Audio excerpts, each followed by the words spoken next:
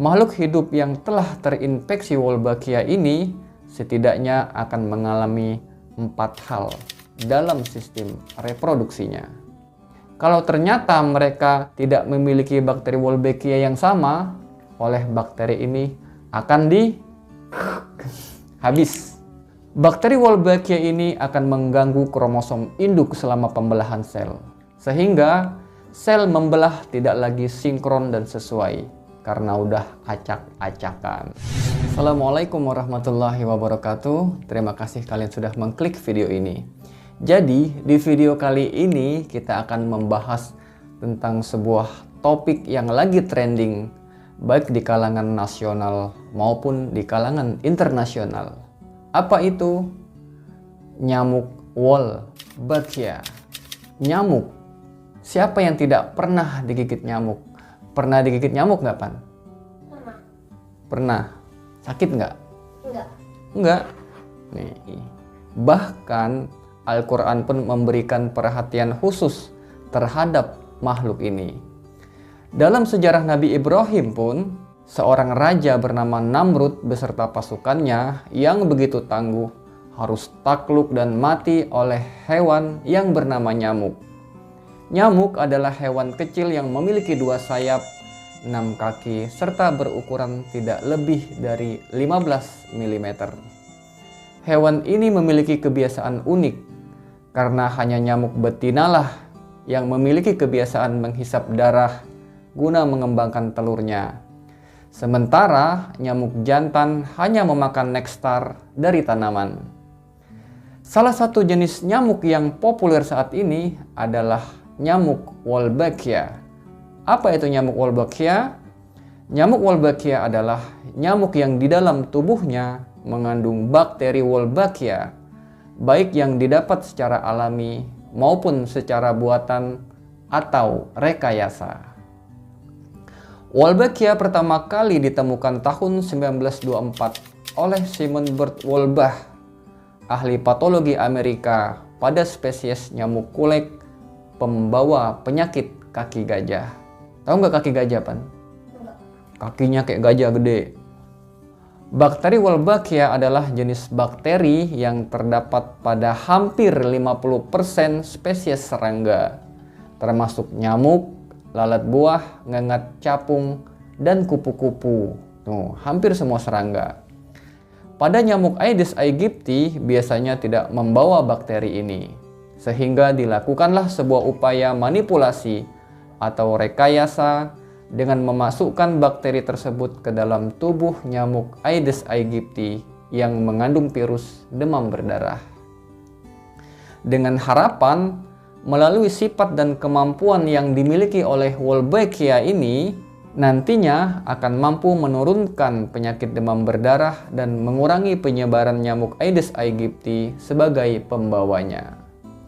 Yang menjadi pertanyaan sekarang adalah bagaimana sifat dan kemampuan bakteri Wolbachia ini bekerja.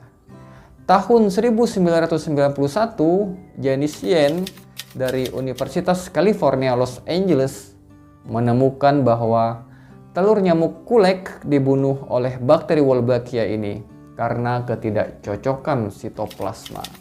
Inilah yang menjadi perhatian dunia, khususnya para peneliti di bawah organisasi World Mosquito Program atau WMP.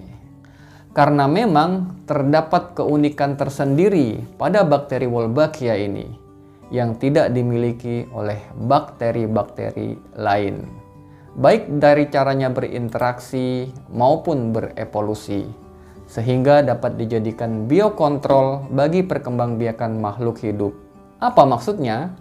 Dengan kemampuannya dalam menyeleksi perbedaan sitoplasma, makhluk hidup yang telah terinfeksi Wolbachia ini setidaknya akan mengalami 4 hal dalam sistem reproduksinya. Yang pertama, ketika sel sperma atau jantan tengah berkembang, kemudian terinfeksi oleh bakteri Wolbachia ini, maka ia akan mati. Sementara sel betina akan terus berkembang. Akhirnya, jumlah angka kelahiran betina dengan Wolbachia akan lebih tinggi dibandingkan dengan jantan. Jadi nantinya yang betina jumlahnya akan meningkat pesat, sementara yang jantan habis. Kebayang nggak tuh?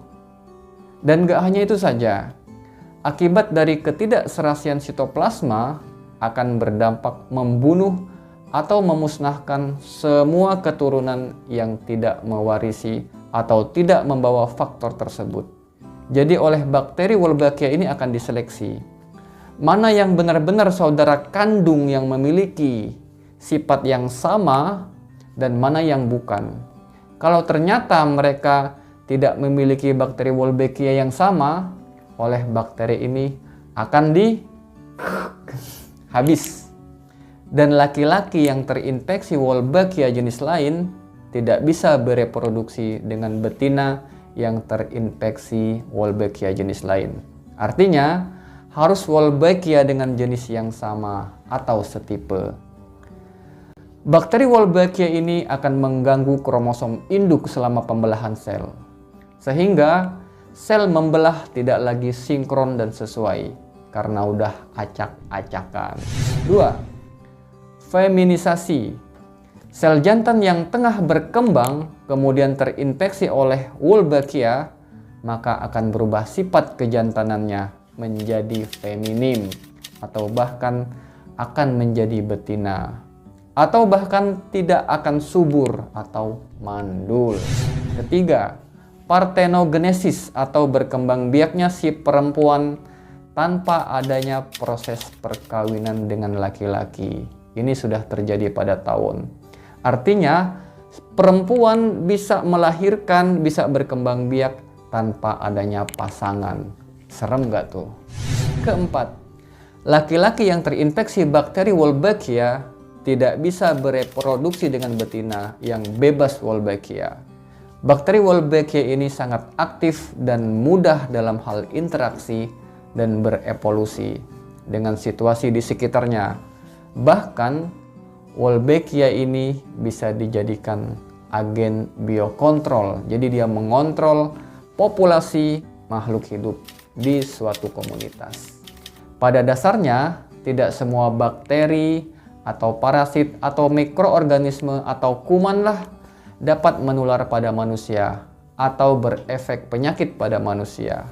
Ada yang hanya menyerang hewan saja.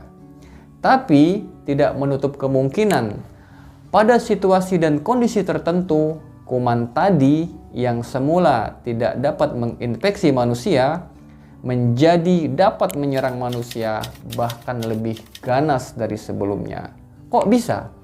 Nah, pertanyaannya kan begitu. Menurut Sugiono Saputra, seorang peneliti ahli Badan Riset dan Inovasi Nasional menjelaskan bahwa adanya zoonosis atau penularan kuman penyakit dari hewan ke manusia itu dapat terjadi karena adanya interaksi antara hewan pembawa kuman alami yang memang sudah ada, tumbuh dan berkembang biak pada hewan tersebut dengan hewan lainnya maupun manusia, baik secara langsung maupun tidak langsung. Dengan adanya interaksi tersebut, kuman yang dibawa oleh hewan itu akan berpindah ke hewan lain yang dekat dengan manusia. Alhasil, kuman tersebut akan berpindah ke manusia. Seperti contoh sebelumnya, menurut literatur bahwa dulunya virus HIV/AIDS itu berasal dari hewan primata, monyet, simpanse, gorila. Pertama kali mewabah tahun 1920 di Republik Kongo. Dan dalam penelitian Schaff dan Han tahun 2011, ternyata terdapat kesamaan karakter molekul antara virus pada primata dan pada manusia. Ini diketahui akibat dari kebiasaan masyarakat Kongo yang suka memakan daging mentah hewan liar. Dan di sisi lain, adanya perilaku manusia terhadap seks bebas yang mendorong penyebaran virus dari Republik Kongo ini.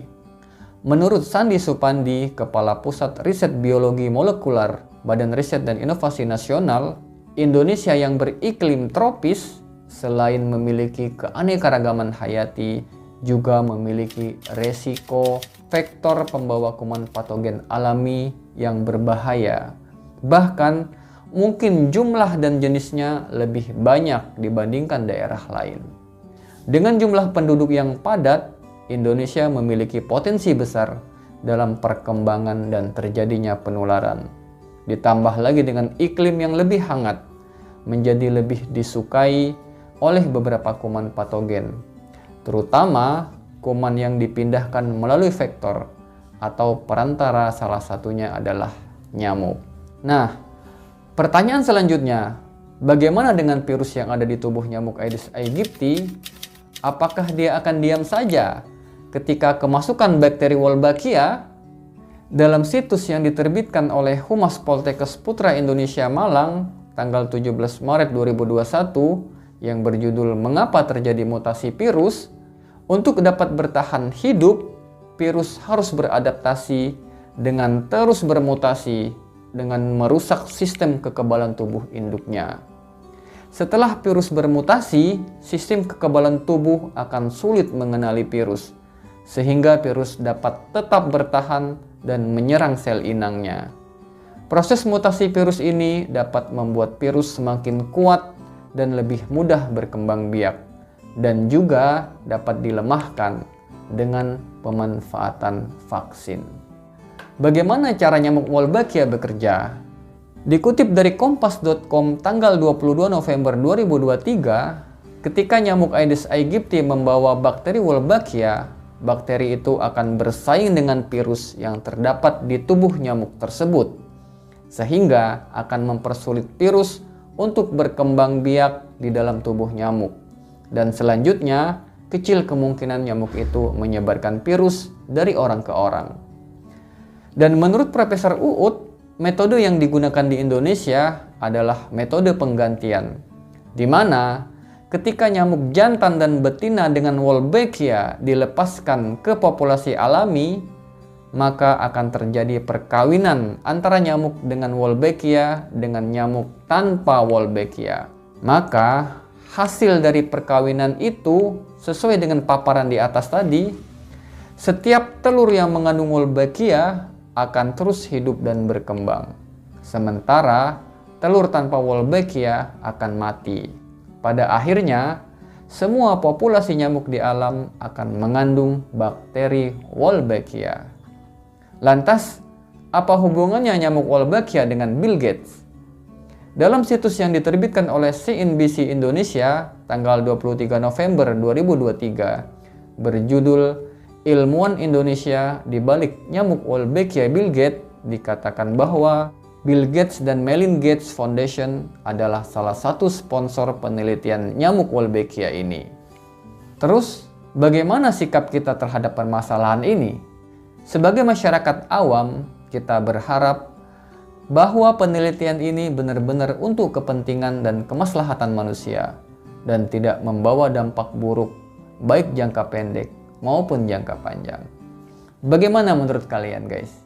Silakan komentar di bawah.